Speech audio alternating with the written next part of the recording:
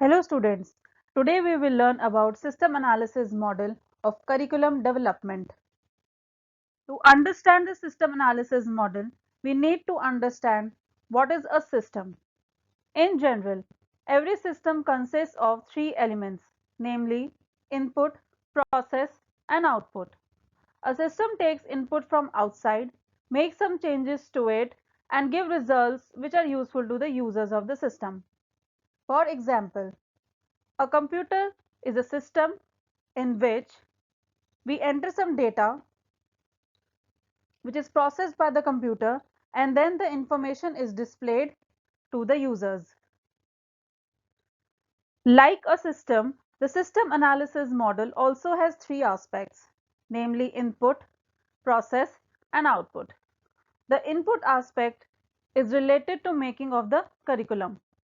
The process aspect is related The process aspect is about implementing the curriculum in a real classroom environment. The output aspect is related to the evaluation of the curriculum.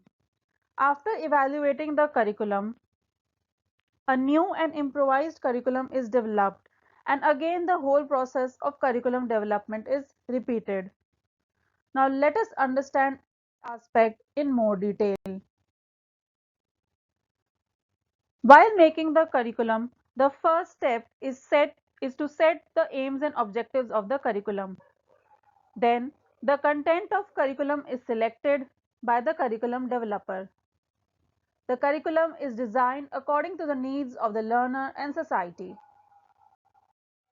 For implementing the curriculum, the various teaching strategies, techniques, and methods are determined.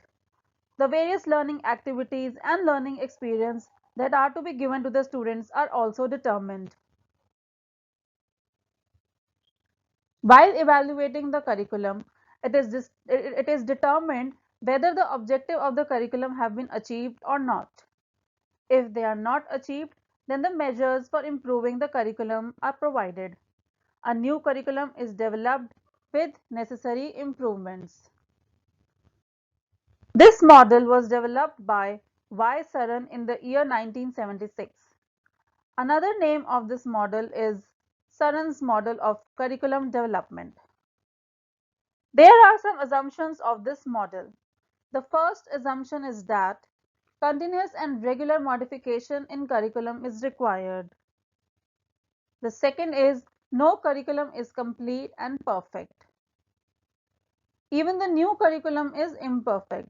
So every time a curriculum is made, it has some shortcomings, and those shortcomings are removed, and then a new curriculum is developed.